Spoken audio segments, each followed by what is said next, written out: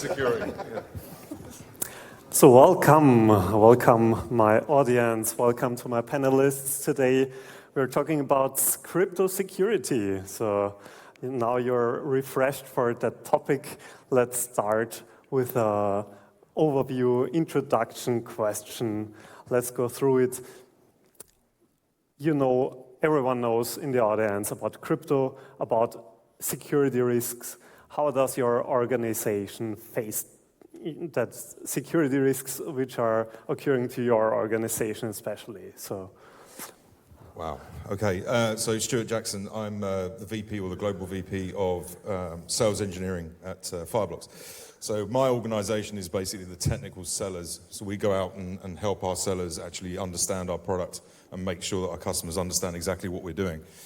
From a security perspective, most of the developers and the owners of the business have actually built from the ground up the product to be secure.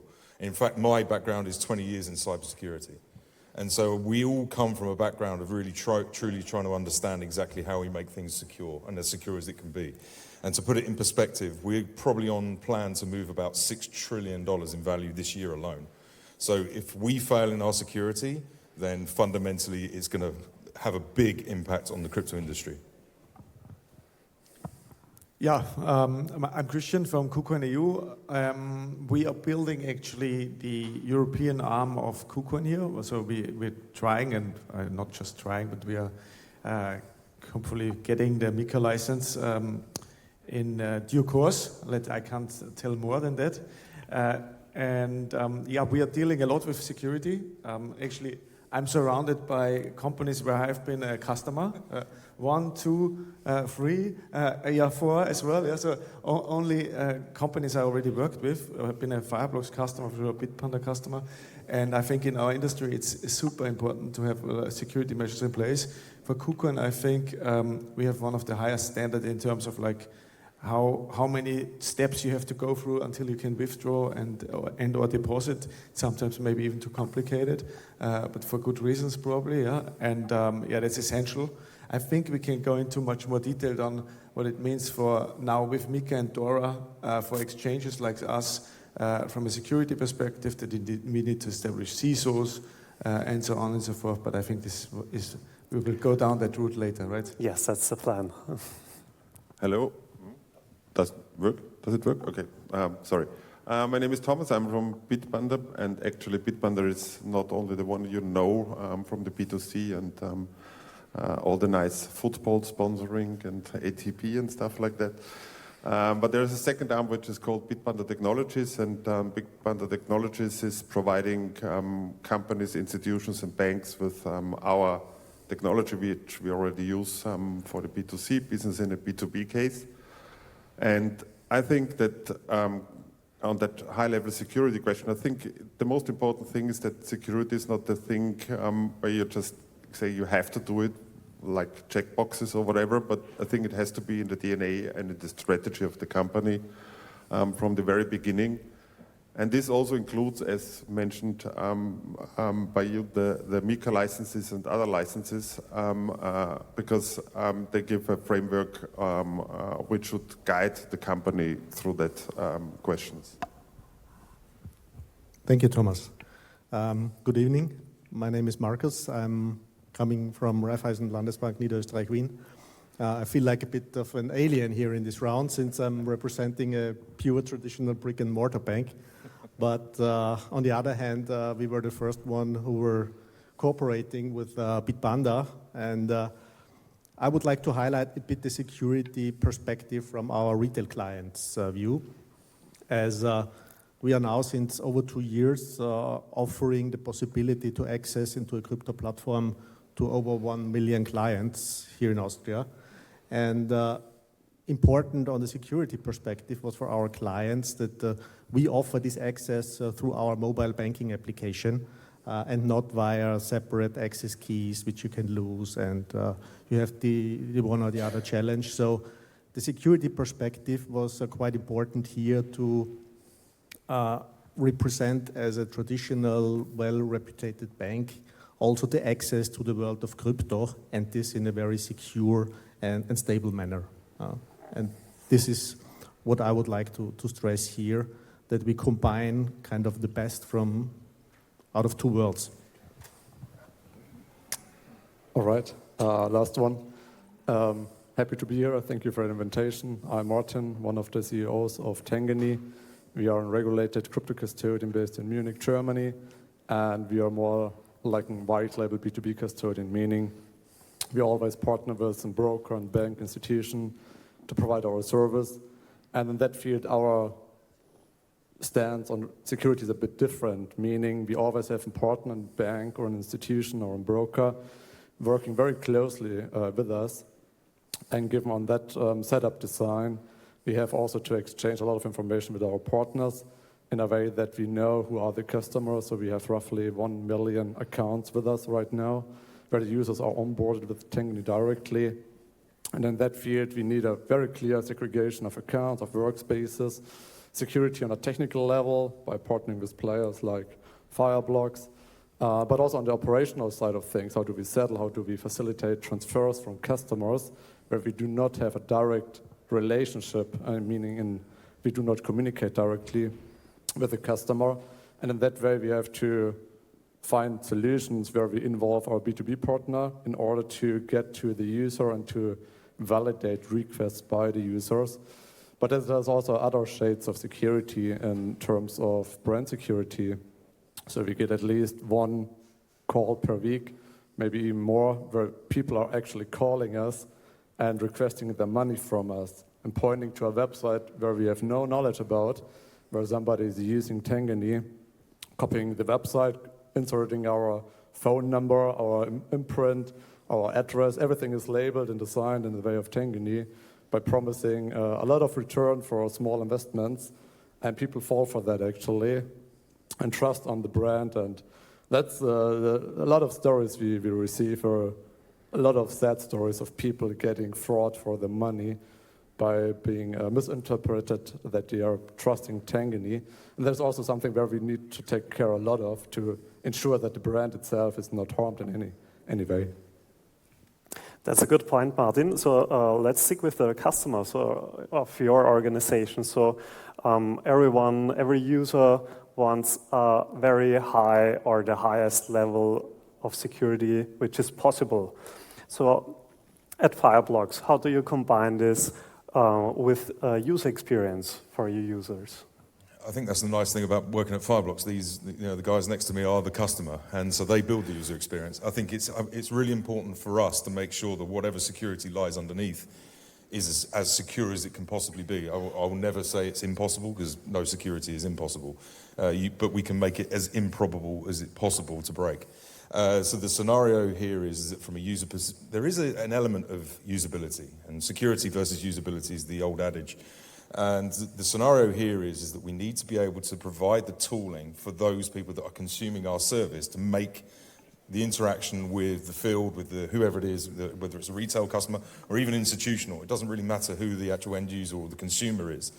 It's about the fact that we just need to make it as easy as possible. And so there are just ways in which we can have, as sometimes you'll hear the word wallet temperature. So whether we're talking about hot, warm, or cold, we had a good discussion earlier. Martin and I, we had a discussion earlier with about the cold wallet differences and various things like this. And it really depends on the type or the amount of assets that you're trying to protect. And so therefore, depending again on the jurisdiction you're dealing with in the world, then it will depend on the temperature that some people are allowed to place asset values in. So is it 100 million or more, then it has to be in cold. Anything outside of that can be in hot and warm. And so we can provide those levels of controls, but it's not up to us to really provide the usability itself. So you can provide multiple levels of private key management. Correct. Yeah. Mm-hmm. And actually the private key itself is one element of it, but private keys as a security measure on its own isn't enough. It's very critical that you have other controls, or strength in depth is you have policy controls. Without policy or even visibility, this is the other challenge with security, is security is only good if it's visible in terms of actually what is going on and how it's occurring. This is actually, if we look at many of the attacks that have occurred over the last 6 months or so, it's actually been a switch away from, I know this is something we're probably going to press on later, but it's been a move away from the end user towards the developer, and then actually presenting something to someone who is signing or approving something which actually isn't there. And that's a big change we've seen in the last 6 months, and actually where some of the biggest attacks have come. Okay, thank you. Let's go on with KuCoin and user experience and security. How does it match? It's sometimes a stretch. I mean, just commenting on Stuart briefly, as a former Fireblocks user, I think you're doing a really good job in combining security and UI, UX, especially for a B2B user. That's, I think, very important. And especially what I really liked with being a Fireblocks customer is that you are not just letting the people decide on the policies, you're only allowing customers to use your platform when they are implementing the policies in the right way, more or less. So it's also an education element for the B2B customer, actually, what you're doing, which is really good. But what I think is also an interesting aspect before I enter your question is many people always think Fireblocks is a custodian. And even like educated crypto people associate you with being the custodian, while they still need, for example, Tangany as a real regulated custodian, or they do it themselves.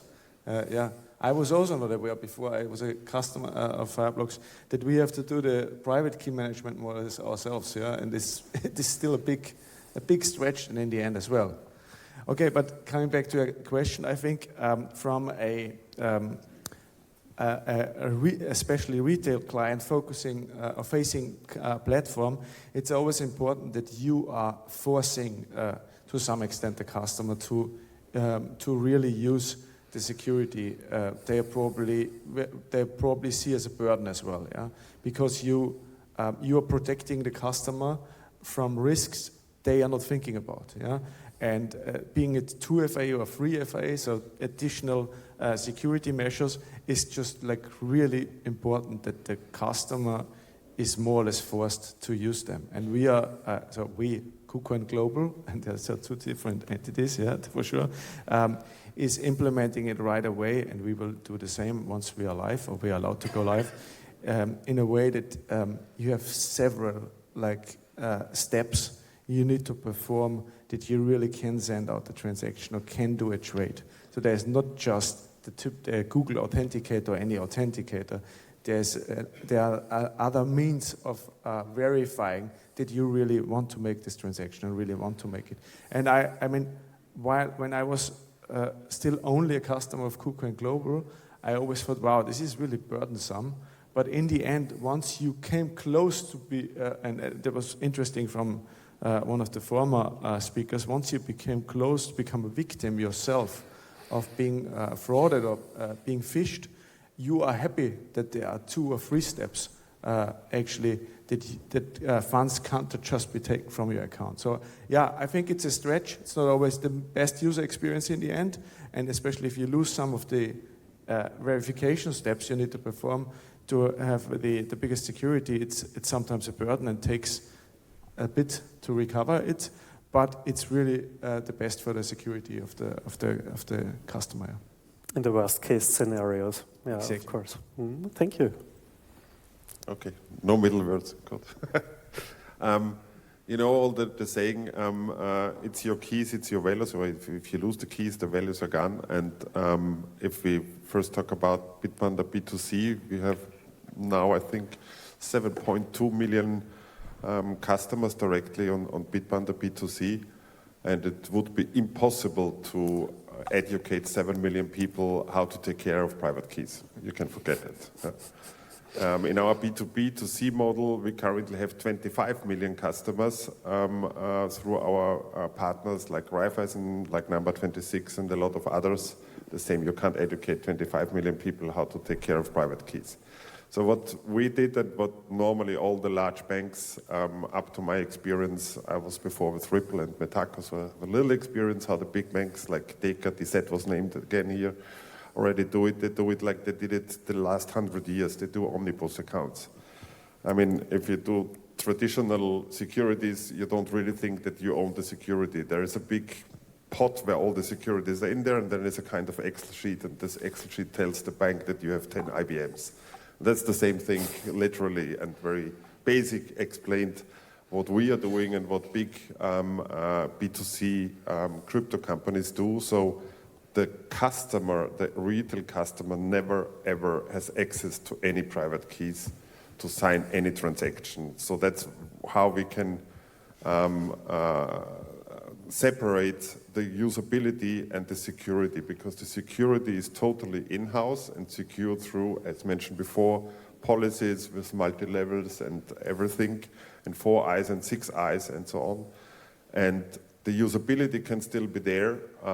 One example, I think, Markus, you will explain afterwards, but if we talk about our B2C customers, it's a standard application. You have your multi-factor authentication. You can do it with a fingerprint or face recognition. So there's a very high usability. And on the other hand, we can do high security behind the walls in our internal systems. Markus. Thank you, Thomas. Again, from the retail client perspective, what makes it so successful for our clients in this cooperation is, first of all, it's convenient as you enter into your crypto wallet like you enter into your daily banking account or a saving account or a standard custody account. So it's the same universe. Second of all, once you want to start dealing in the crypto world, we already sent our existing client credentials to our partner, to Bitpanda, so it's very seamless and convenient to onboard and very secure, so no entering of data anywhere else. And the third factor I'd like to stress is that we implemented kind of a closed loop solution, meaning there is the Raiffeisen cash account, and there is the crypto wallet on the Bitpanda side. And this is one-to-one connected. So money in, cash out. There is no possibility to withdraw to another wallet or to store it on a cold wallet or to use other accounts to cash in or cash out. And this is also, sometimes it's cumbersome for clients because they are asking us, hey, I have already a Bitpanda account, can I combine those two? No. But in the end, it's good for the client, and this is a secure, closed circle. And what also needs to be stressed is, and not underestimated, you do not have any anti-money laundering issues anymore. Because usually in this kind of transactions, at a certain level, suddenly the bank knocks on your door and asking where does the money come from, and please prove me that this is a serious source of fund. In that case, this is a quite high security, as our AML officers always know where does the money come from, where does it go, and if it comes back, it's fine. Yeah? And I think these are all measures where we combine the best of two worlds, so to say. You're saving a lot of money, by the way, with that, because the whole compliance stack in crypto is hugely expensive in these days. Yeah?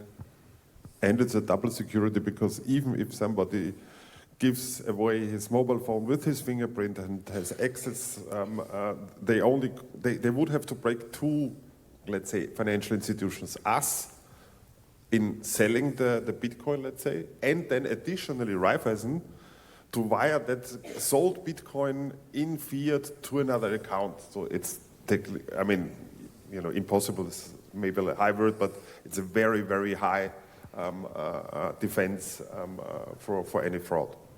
Sounds good for the security. Yeah, and actually that was also the breaking factor for many clients who told us, finally, if you are offering this through your system, through your security access point, we dare now finally to enter this crypto world, as they would never have done it outside our universe. So the highest security within this circle where nobody else can hack it. Hopefully. Okay, let's go on. Last one, again. So yeah, our role is a bit different. We are the B2B partner for our banks and institutions, meaning we are not retail facing directly, but we are working with our banking partner in a way to understand what are their needs in terms of crypto trading, crypto custody, crypto service to their customers, and what they want to achieve, and where they might have what they want to avoid in terms of transferability, like deposits, withdrawals, or staking functionalities with the customers. And that is more where we are focused by bringing in the knowledge that we have gathered over the course of the last 7 years, by telling them, okay, we can do it that way to settle trading on a daily basis, or we can do it in real time or in any other way. what are the pros and cons and how to do it in a secure manner by ensuring that addresses are whitelisted and travel rules applied to transfers by users. And in Germany, where our focus is right now, most of the setups we are involved are closed loops, like Markus mentioned, meaning customers cannot even deposit and withdrawal in an automated functionality. They have the legal right through MiCA to deposit or to withdraw, and that is also possible, but we guide them very closely in the way to get there. But we also see a shift there, at least in Germany, where more and more brokers are open to enable their customers to deposit and withdraw cryptocurrencies. And that's then, of course, another discussion when you have on-chain checks, you have travel rule, you have to apply other requirements as well. And that is where we bring in on our knowledge over the years. We also have a few setups who are already live with deposit and withdrawals. For example, Volksbanken in Germany, Volksbanken Bayern Mitte, where you can buy and sell Bitcoin only. It's a Bitcoin only setup. And customers can actually decide whether they want to take the responsibility themselves to have the Bitcoin on their hardware device or software wallet, or whether they want to use a custodian like Tangany because they believe it's better to delegate the responsibility to a custodian who is there doing the topic of safekeeping assets 24/7. So I think that's also, in the end, what it should be for the user for retail, deciding what do I want? Do I want to have cash in my pocket, or do I have my euros on the bank side? And giving the user the choice here, it's the best approach from my understanding, from how I see the setup and the crypto world. And I think the crypto setups are going in that direction as regulation is coming more and more, and it's clearer how everything needs to be designed, how deposits and withdrawals should be facilitated, as the laws already give a lot of hints and requirements in that respect.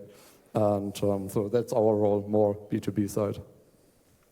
Okay, thank you for that insight. So then let's go on with our legal stuff. Let's combine everything we know about MiCA and DORA and all legal things with our security measures and our high security. So let's start with Thomas. Let's start with Thomas first. You mentioned it before. What the question is, so what does Bitpanda do that MiCA and DORA don't get just a checklist and you check it and it's done? What are you really doing to implement it in your products? Yeah, I mean, this is really in the DNA of the founders. And when I joined Bitpanda, I also was a little bit confused. Why do you have 3 MiCA licenses? I mean, that's not the idea of MiCA, right? You do the license in one country and then you use it in the whole Europe, right? And also with all the other licenses. I mean, Bitpanda has over 20 financial market licenses in Europe alone, MiFID and WASP and everything. And I was always wondering why they did this. And they did this for several reasons. First, that the quality standards are completely different in the different jurisdictions, even in Europe. So a BaFin MiCA license is something different than the FMA MiCA license or a Malta license. It is, and I learned today that in some Eastern Europe countries, it's even much more different. So what I mean is, it has to be in the DNA of the company and in the culture of the company to have these high standards, even if, as you just said, it's a burden, it costs money. We have a lot of people in this area, working in this area to be compliant with the regulations. And we work together, and I think this is the important part, not only accepting some rules on paper, but to go to the regulatory bodies and talk with them and discuss with them. And it's a learning curve on both sides. And my personal opinion is that this is part of the success of the Austrian market, why so many crypto companies are now coming to Austria and filing for a MiCA license in Austria, because our regulatory body, as far as I was told, is much more precise in what they want in comparison to other bodies. And so it's easier to fulfill it. It might be hard to fulfill it, but you know what you have to do because it's defined. If it says you have to implement security on a very broad scale, you don't know what they really want, and if they then check your security, you might fail because it's never defined precisely. Yeah. But maybe you can have a little more words because you're currently in that process, as yes, I learned, right? Exactly. Yeah. So I think it's definitely burdensome, but in a good way for the customers in the end. So I'm not sure if everyone is familiar with DORA. Maybe I just explain it very briefly. Yeah? So it means this the Digital Operational Resilience Act. It's more or less a European law like MiCA. Yeah? So it's applicable all across Europe, and financial companies, financial institutions need to adhere to it and actually establish all these control mechanics from an IT resilience perspective, with exit plans, business continuity management, and so on and so forth. That this will be even rolled out much more and controlled much more the next few years. And it's really a burden because, we are still in Europe now a small company, and we need to have a chief information security officer, market surveillance officer. So you need to have all these kinds of really like control functions. We have 47 policies or so now in place. So it's really, and you need to really lift them and show to the regulator actually that you are implementing it in the correct way as you described it with all the security mechanics around it. So it's, and I think the Austrian regulator is really good and well informed and really has a lot of skin in the game in terms of like knowing what they're talking about. It's very good, yeah. And as you said, I can only agree to that. They give you precise information what they want, and that's very, very useful and also very good for the end customer actually. Yeah. So let's think about the security. Or maybe an additional short question. You have done the first license, like BaFin or whatever it is. You have very high security standards now after achieving that license. So the second one comes. Is everything done for the security, or do you have to adapt it with the second one? Yes. The second license? The second license again, or is it another way around? I think some of the licenses are complementing them. So they are, it's a accumulation of, if you are MiCA licensed now and you go for MiFID license or e-money license, there are a lot of overlaps. So, if you are a MiCA licensed entity, MiFID and e-money, you're always a financial institution. So you always, for example, need to adhere to DORA and to the security principles there. So these are always the same rules.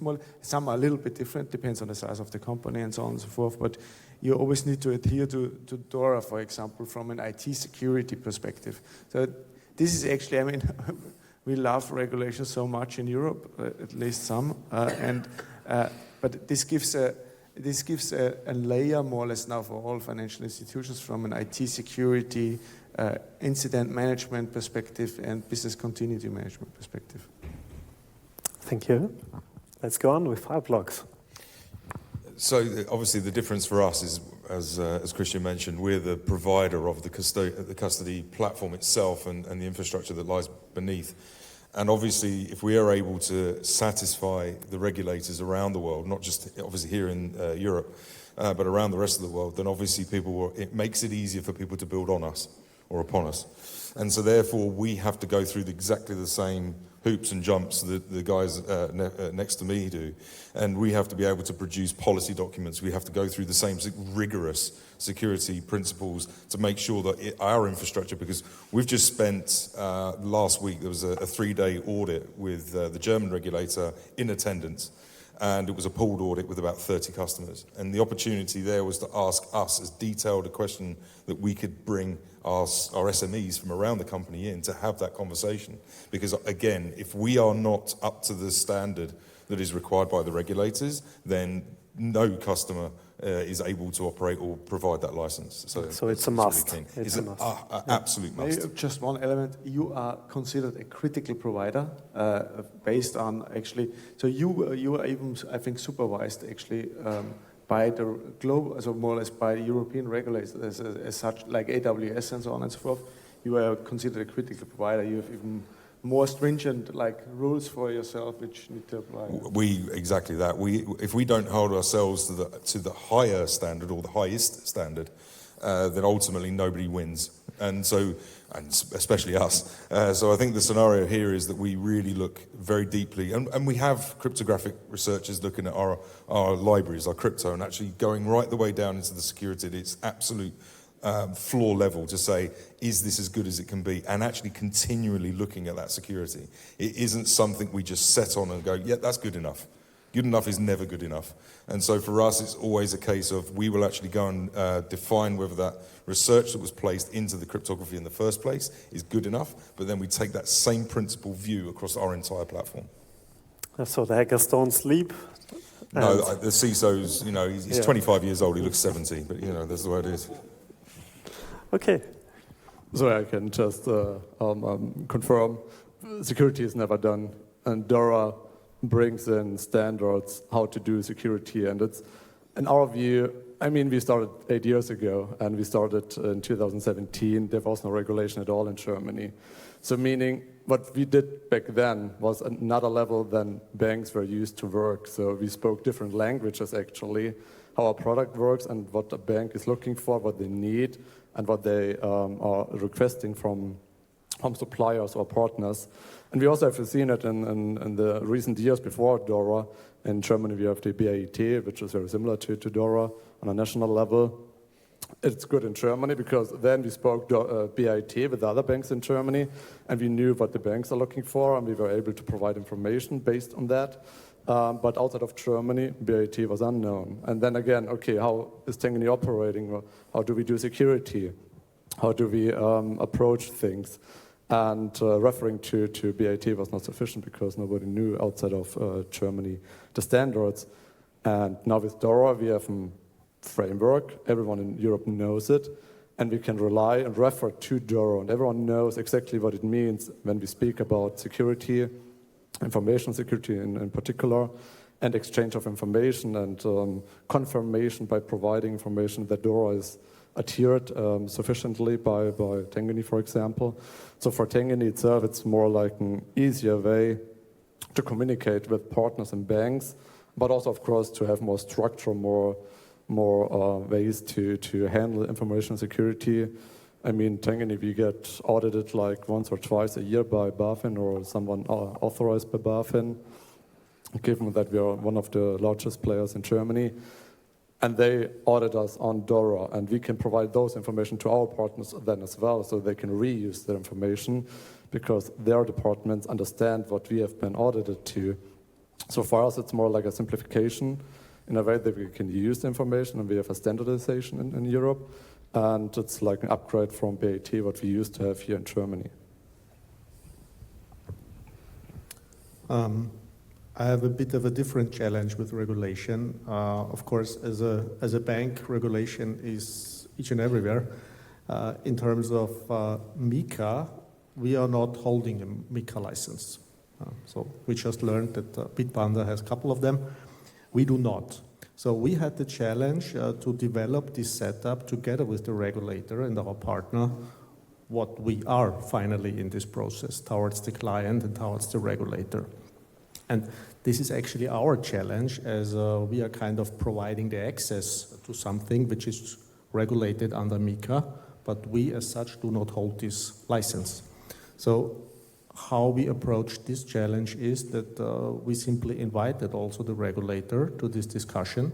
At the early beginning, we told them what we intend to do, what is our status, what will Bitpanda do, what we aim to do. And we learned together how this regulation could come into force, also for us as being not MiCA regulated. I have to admit it's a big challenge, especially when it comes then to marketing approach, to not show the clients that you as not the holder of a MiCA license try to sell something which is regulated under MiCA. This is not easy. So we had a couple of discussions with the regulator. So regulator comes also uninvited to check how you do this kind of stuff, especially in marketing. So this remains a challenge, but we do not intend to to go for a MiCA license, since I think the key lies just in the cooperation and the combination of combining the best out of two worlds. But you should get one yourself. It's very easy for banks, for financial institutions. You just need to notify more or less, the regulator. But you need the bodies you mentioned additionally. Yeah, sure. You need the people. You need to have everything in place. Yeah. So that brings me up to an additional question at our panel. So we have MiCA, we have DORA, MiFID, whatever, you name it. So are these enough?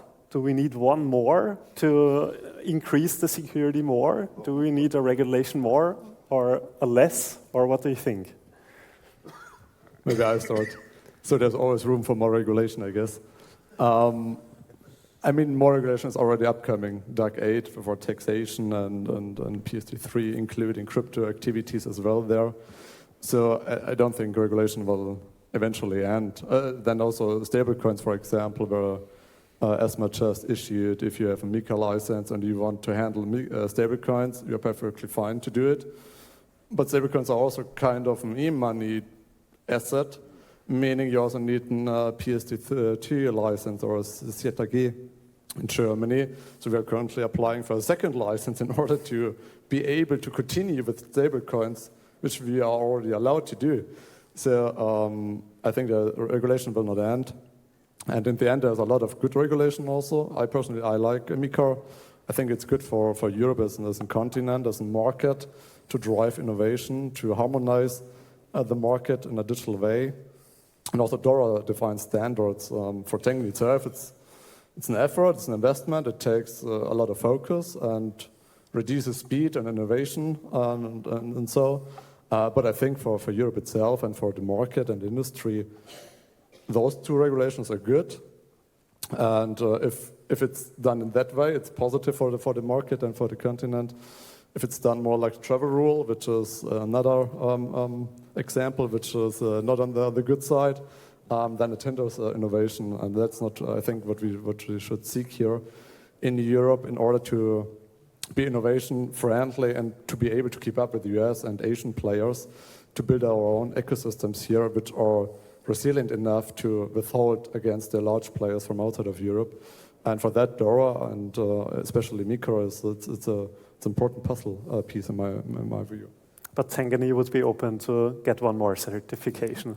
We are now required to get one more, even outside of MiCA. So we thought we can stay fully focused on MiCA or crypto topics during our lifetime, but now we are forced to become e-money licensed institution. So there we go, but we will always adhere more to the crypto topics. Thank you for the insights. So what about our partnership, Bitpanda, the fourth MiCA license, or? I don't. I mean, yes, there will new regulations come up. That's for sure. But I think what now has to be done, the current ones, especially DORA, has to be, let's say, made more precise, reshaped, or whatever. We saw it now in discussion with a large German bank, and there is so much space in interpreting the regulation that we really have now a fight in that contract. And I just want to give an example outside of the crypto world, because it's about resilience and backup and everything. And if you include this, you as a consumer of that service have the right to audit that supplier. What does that mean? I can audit Apple in manufacturing phones, or what? And that's the far extent of the interpretation of the law. I mean, Apple is a very, over-accelerating example now. Everybody here will say, this guy's stupid up there on the panel. But if you talk about hardware security, HSMs, if you talk about the servers where your MPC network is running, who is the producer of the server? IBM? You then now can audit IBM, and this bank says yes. And we say, no. How? I mean, and then even Fireblocks, the same situation. If you will have that bank as a customer, that bank will say, I want to have, because you are a special outsourcing partner, I want the right through you to audit your hardware supplier, this is completely insane. And this, the law gives it, yeah? That's the point. The law would, or the regulation, you could interpret it in that way. And what I mean is, we now should give that feedback back to the regulators and say, come on, we have to be, leave it in town, let's say it in Austria. I mean, this never ends, yeah? Because IBM is using then, I don't know, 10 suppliers as well, and then you have to audit the supplier of the supplier. Doesn't make any sense. The complete chain. Yeah, but this is the weak points of DORA. If you look on the surface, it's good, and I think it makes sense because it creates awareness on resilience, on backup and stuff. But it should be a little bit reshaped and made easier as a next step, and not. Your clients also need exit strategies if you fail. Yeah. We are there for you if you need an exit strategy. No, I think maybe one comment from my end. So I also I think it's a bit overshooting for sure. I mean it's good from a harmonization perspective and how it all plays out now. It gives guidance. I think the regulator is not done yet. MiCA 2, they're already thinking about DeFi is not regulated at all. NFTs are not regulated as well, so they are not in the scope of MiCA. I don't know if everyone knows that, with some exemptions. So they will definitely go for it, more or less, in the end. But what's probably good is that we really get now hammered by the US in terms of like that they put a lot of pressure on the regulator that not more regulation is coming because it's, I mean, they're laughing at Europe for some reason. It's also correct. Yeah, we are always there just to put out the rules to have some rules for something. Now the same is valid for AI. Yeah, and that's sometimes too much because you're hindering innovation as well. Yeah, and on the other hand, you're also avoiding fraud or mismanagement of companies. So protecting the customer. So I think it will be an evolution over the next few years, yeah, and hopefully a good one. Hopefully, yeah. Still, the good thing for us in Europe is the people still have enough money, now, yeah. That's why the companies are still coming to Europe because there's still a lot. That Europe is still a honeypot, but it depends how long will it be like that, you know? We will see, but we will talk about the future outlook in our last round. So let's go with Fireblocks. So to make our buzzwords full, you named it AI. We had security, we have our regulations. Let's combine this with AI. What could be our future outlook to stay on that high level of security you provide in your organization? Actually, this is probably one where it does come back to usability versus security. It's one of those scenarios where people demand AI. There's no real gate here to say, no, you can't do that. And so, because again, you'll fall by the wayside if you do not adopt AI. And that goes beyond this sofa and everywhere else. If you don't adopt AI over the next even 6 months in a meaningful way, it's gonna harm you.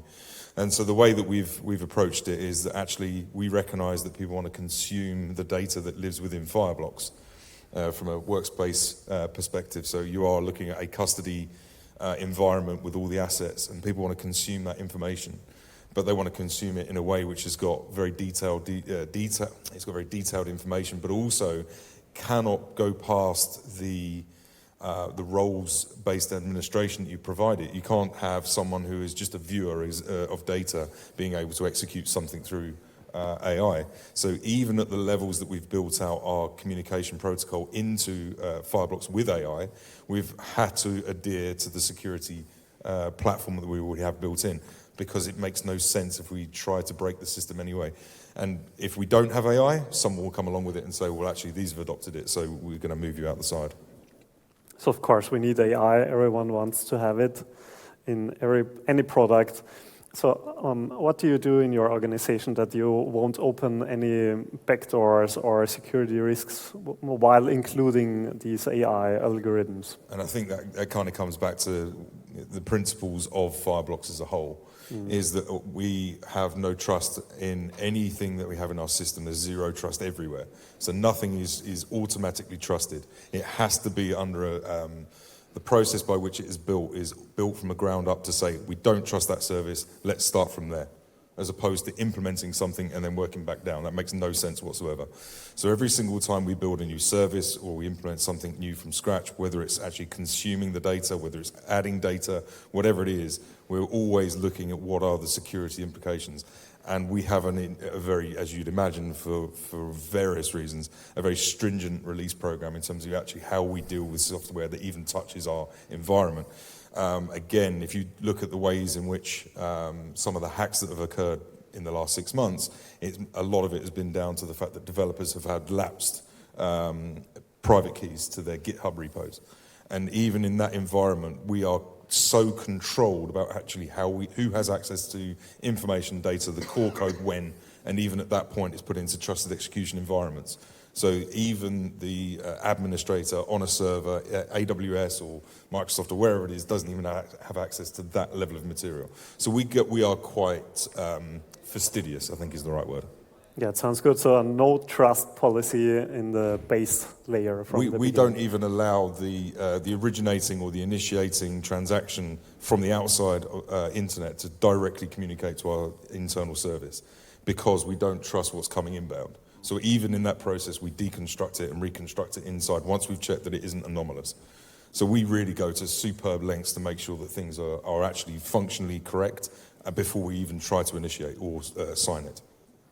Personally, I think that sounds good. So let's go on with KuCoin. What about AI and security in KuCoin? AI and security, yeah. So KuCoin being a Chinese company from a global perspective and having been hacked from Lazarus a few years ago with 350 million theft, they have built up security from the ground up after that. So it's actually, and we needed to present this to the regulator as well months ago, especially after the private hack. We were asked a lot to present actually the security and custody concept and how everything is built up. I can't go into details, obviously, but we have also very stringent rules who has access to what, which different software levels, different hardware devices are used. One thing I can maybe say is we don't even know the signers, for example, or we don't know the other signers of when you're signing more or less transactions from hot wallets to cold wallets. Yeah? So it's all very separated in silos by purpose. From a software perspective, hardware perspective, and from a people perspective, so that you can avoid, from a hack perspective also, but also from a social engineering or even kidnapping perspective, that so things are really avoided on a large scale. Yeah, and there's, especially on the security side of things, there's not really a lot of room for AI, I think. Yeah, I mean, what is there is more or less automate, but that's not on the security area. It's more on the front-end side of things. Is, for example, pre-deployment audits by AI before you go out with a, for example, with a smart contract. But then, I mean, it's still checked, but this limits the time you need for audits on smart contracts, for example. And you're just faster with the checks. But this has nothing to do with the core security topics. Yeah. Okay, thank you. So let's go on with the further outlook, AI and security. As I'm looking on the time, you don't want to do another round and make it very short. Oh yeah, we are the last panel, so we have extended time. Yeah, but then Horik is waiting, so that's not very wise. I think AI is a dual-edged sword, right? It could increase the attack vulnerability, but on the same side, it could help detecting attacks, as we heard before, that you have the possibility to find patterns you would never find in this vast amount of data and transactions and wallets and signing processes and policies. So I really think that it can, either harm and the other one on the other side benefit. And we have since a couple of years already a department which is led by one of our founders, which is dedicated to AI only. So we are already very highly invested in that area. Yeah, AI is everywhere, and I think it became a buzzword, and everybody's talking about it. When it comes to concrete use cases, the air gets already a bit thinner. How I see it and what can be a game changer is in all the back office processes, in fraud detection, anti-money laundering checks, in all these kind of stuff which needs automation and where you have big data in screening. So it could process-wise change a lot, and we could become much more efficient through AI. This is how I see it overall. That is actually what Markus mentioned, how we use AI, if any, in terms of security. So we do not use it directly for security purposes, but to identify misbehavior by users, by using tools to masquerade transactions or the history of a transaction or wallet before doing a deposit or withdrawal. So for that, we use AI. For security itself, based on my understanding at least, we don't use it yet. It's more like the other way around, I would say. So, for example, we get regularly applications for open positions at Tangany, and they are getting better and better in terms of the application letter itself is perfectly in German and everything, and you can now also fake voice perfectly fine.